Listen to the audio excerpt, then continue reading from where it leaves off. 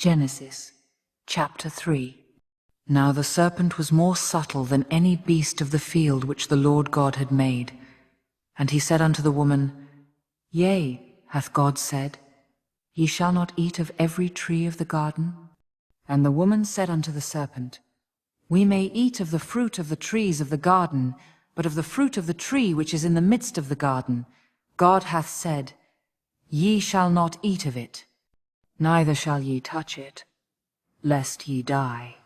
And the serpent said unto the woman, Ye shall not surely die, for God doth know that in the day ye eat thereof, then your eyes shall be opened, and ye shall be as gods, knowing good and evil.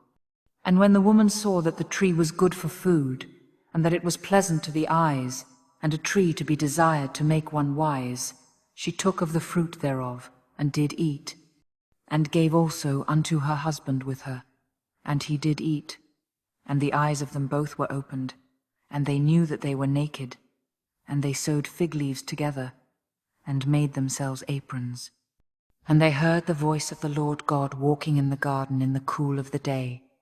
And Adam and his wife hid themselves from the presence of the Lord God amongst the trees of the garden. And the Lord God called unto Adam, and said unto him, Where art thou? And he said, I heard thy voice in the garden, and I was afraid, because I was naked, and I hid myself.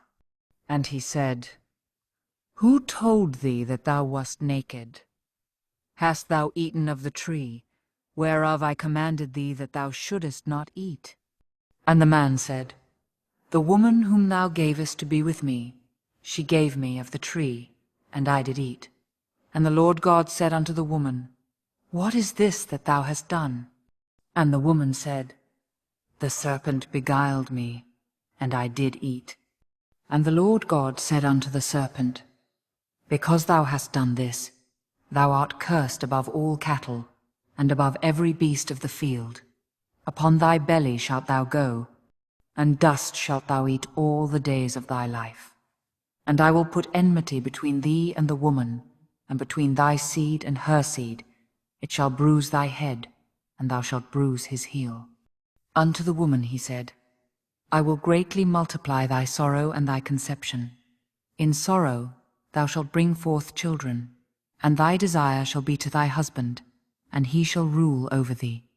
And unto Adam he said, Because thou hast hearkened unto the voice of thy wife, and hast eaten of the tree, of which I commanded thee, saying, Thou shalt not eat of it, cursed is the ground for thy sake.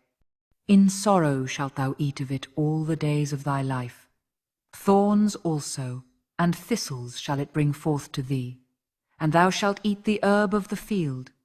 In the sweat of thy face shalt thou eat bread, till thou return unto the ground, for out of it wast thou taken, for dust thou art, and unto dust shalt thou return. And Adam called his wife's name Eve, because she was the mother of all living. Unto Adam also, and to his wife, did the Lord God make coats of skins, and clothed them. And the Lord God said, Behold, the man is become as one of us, to know good and evil. And now, lest he put forth his hand, and take also of the tree of life, and eat, and live forever. Therefore the Lord God sent him forth from the Garden of Eden, to till the ground from whence he was taken. So he drove out the man, and he placed at the east of the Garden of Eden cherubims, and a flaming sword which turned every way, to keep the way of the tree of life.